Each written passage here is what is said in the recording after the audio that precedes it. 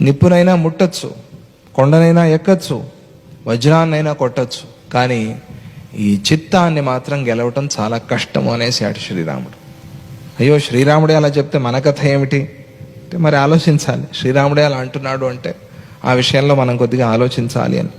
జడ ప్రకృతి, అజ్ఞానమే దీని ప్రకృతి, జ్ఞానం వైపుకు పోనివ్వదు, ఇలాగేస్తూ ఉంటుంది.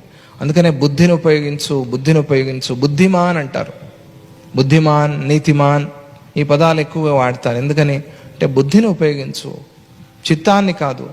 హృదయం, భగవంతుడి విషయంలో భక్తి, హృదయం, మనస్సు, చిత్తం మనల్ని కిందకి లాగేస్తోంది. జడ ప్రకృతిగా ఉంది ఇది. అజ్ఞానమే దీని ప్రకృతి, అజ్ఞానమే దీని పని, అజ్ఞానమే ప్రధాన కార్యంగా ఉన్నది. అందుకనే దీన్ని గెలవాలి, చాలా జాగ్రత్తగా ఉండాలి. అహితవ్యాలహ, మనకు అహితాన్ని చేసే ఒక సర్పంలాగా ఇది మనల్ని కిందకి లాగేస్తోంది అని అంటూ యోగ వాసిష్టంలోనే చాలా ముఖ్యమైన శ్లోకం, ఈ వైరాగ్య ప్రకరణంలో చాలా ముఖ్యమైన శ్లోకాన్ని నిన్న శ్రీరాముడు చెప్పాడు. చిత్తం కారణమర్థానాం. అర్థానం అంటే ఇక్కడ మనం అర్థం చేసుకోవాల్సింది అనర్థానాం అని. అన్ని విషయాలకి అంటే అన్ని అనర్థాలకి కారణం చిత్తం. అన్ని అనర్థాలకి. అనర్థాలంటే మనకు హాని చేసేవి, మనకి కీడు చేసేవి, మనకు మేలు చేసేవి కావు. మేలు చేసేవి అన్నీ మంచివే. బుద్ధిగా ఆనందంగా సంతోషంగా ఉంటే అన్నీ మేలు చేస్తాయి.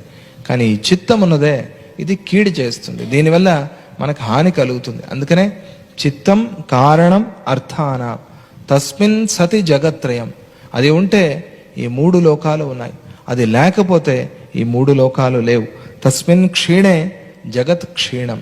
అది క్షీణిస్తే, దాన్ని తీసేస్తే, దాన్ని గెలవగలిగితే జగత్ క్షీణం, జగత్ అంతా కూడా క్షీణమైపోతుంది. జగత్తే క్షీణమైంది అంటే మనం భయపడతాం. అయ్యో జగత్తే పోయిందంటే ఎట్లా అండి మనం అంటే ఇక్కడ అర్థం చేసుకోవాల్సింది, అందరూ చెడ్డవాళ్ళు వెళ్ళిపోయారు అంటే అర్థం ఏమిటి? మంచివాళ్ళు ఉన్నారు అనే కదా. ప్రత్యేకంగా అందరూ వెళ్ళిపోయారు అంటే చెడ్డవాళ్ళు మంచివాళ్ళు అందరూ కలిసి వెళ్ళిపోయారు అని అర్థం. చెడ్డవాళ్ళందరూ వెళ్ళిపోయారంటే మంచివాళ్ళు ఉన్నారు అని అర్థం. అక్కడ ఆ జగత్తులో సద్గురువు నిండిపోయాడు అని అర్థం, ఆ జగత్తులో భగవంతుడు నిండిపోయాడు అని అర్థం. జగత్తు క్షీణిస్తుంది అంటే, జగత్ ఎగిరిపోతుంది అంటే ఏముంటుంది? మనమేమనుకుంటాం, అయ్యో జగత్తే పోతే ఇంకేముందండి అని. జగత్తే పోతే అప్పుడు ఆ పరమాత్మ ఉన్నాడు. తస్మిన్ క్షీణే జగత్ క్షీణం. అది చెప్పేస్తే ఇంక వేరే చెప్పాల్సిన పని లేదు. చెడ్డ నీరంతా పోయింది, మంచినీరు వచ్చింది. అలా ఆ చెడు నీరంతా కూడా చిత్తం నుంచి తీసేసి ఆ చిత్తంలో పరమాత్మను నింపగలిగితే చాలా సంతోషం. తస్మిన్ క్షీణే జగత్ క్షీణం తచ్చికిత్స్యం ప్రయత్నత. అందుకనే దానికి చికిత్స చేయాలి, అది చాలా ముఖ్యం. దానికి గనక రోగం వస్తే చాలా కష్టం. ఆ రోగం మొత్తాన్ని దేహాన్ని తినేస్తుంది. చిన్న చిన్న రోగాలు పర్వాలేదు, జలుబు వచ్చింది ముక్కునే పట్టుకుంటాయి, దాన్ని పెరగనిస్తే దేహాన్నంతా పట్టుకుని జ్వరం అయిపోతాయి. కానీ నిదానంగా తగ్గించవచ్చు. అదే లోపల ఏదైనా ఒక భయంకరమైన రోగం చేరిందనుకోండి, అయ్యో తర్వాత సెప్టిక్ అయిపోతుంది, మొత్తం చెయ్య తీయాలి, కాలే తీయాలి అని భయపెడతారు. అట్లా దాన్ని పెరగనివ్వకూడదు, దానికి చికిత్స చేయాలి. ఆ చిత్తానికి చికిత్స చేయాలి, ఆపరేషన్ చేయాలి. లేకపోతే అది రోగానికి కారకమవుతుంది, రోగానికి కారణమవుతుంది. అది తచ్చికిత్స్యం ప్రయత్నత.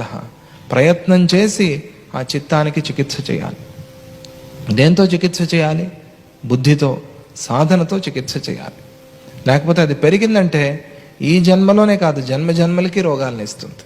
అది దాంట్లో ఉన్న భయంకరమైన ఒక దుర్గుణం, అవలక్షణం అది. అందుకనే ఆ చిత్తాన్ని గెలవాలి.